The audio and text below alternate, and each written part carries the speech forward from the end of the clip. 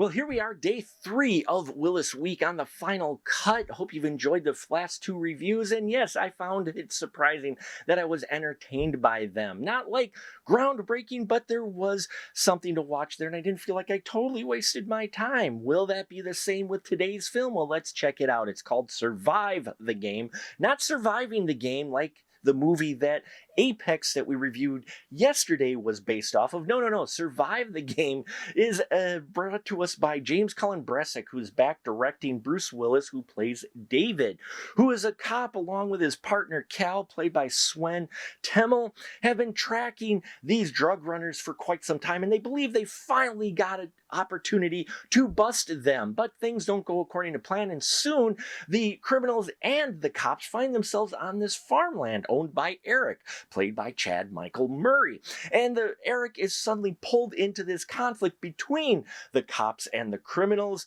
and we see how things escalate and body counts rise, and things just get very, very heated as the big boss of the drug runners is on his way.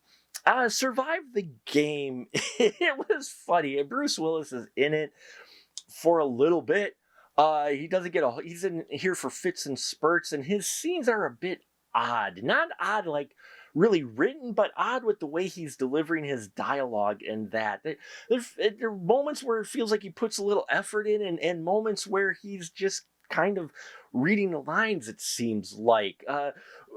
James Cullen Bressick, once again, making the villains more interesting than most of our heroes. Not all of them, though. I did like, there's a little bit more balance here than I will say than in Fortress. Chad Michael Murray is playing the good guy this time as Eric. I enjoyed the story that they came up with him and this guy who's out on this farmland on his own, who's got his own kind of baggage along with him, and to have this thing happen, it was definitely interesting to see how that dynamic played out with him and Swen Temmel's Cal. Now, Swen Temmel really gets the chance to kick some ass in here. He's taking over as pretty much the main hero guy in here, taking on all kinds of baddies and having a fun. There's this whole long sequence in this greenhouse that I found interesting. On the one hand, I'm like, wait, didn't the others hear that in the greenhouse? But then the other hand, I'm like, okay, that was pretty cool. That was exciting. There's a little bit of tension in here. Kate Katzman plays a character named Violet, who is trying so hard not to, but pretty much is like a Harley Quinn type character. She is almost like a Mallory as crossed with a Harley Quinn character, you know, from Mickey and Mallory from Natural Born Killers, kind of along that lines. In fact, her dynamic and her relationship with her boyfriend really plays out a bit and was very reminiscent of that. These villains are funny.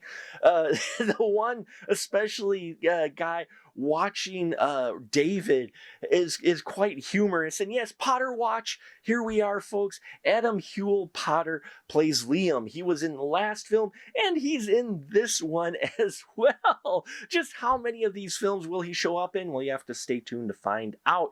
But yeah, the set piece I liked. They kept it mostly to this farmland area, but it was very interesting. The story itself, I found Eric's story more intriguing. I liked the Cal character.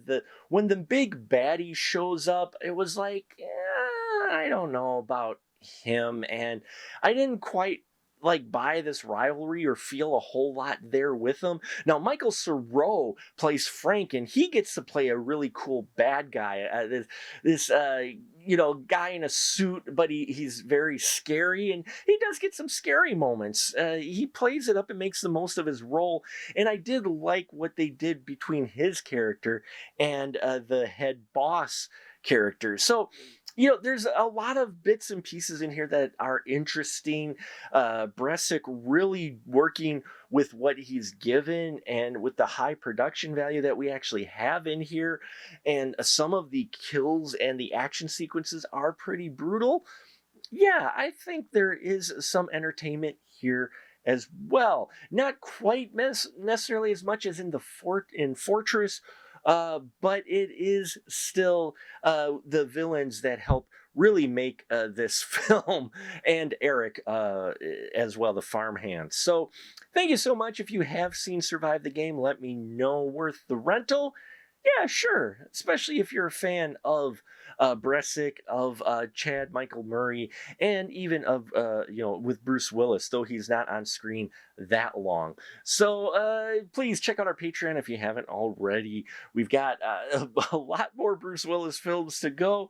I can't wait to talk about this next batch. So stay tuned, folks, and thank you as always. And remember, keep that ticket stub.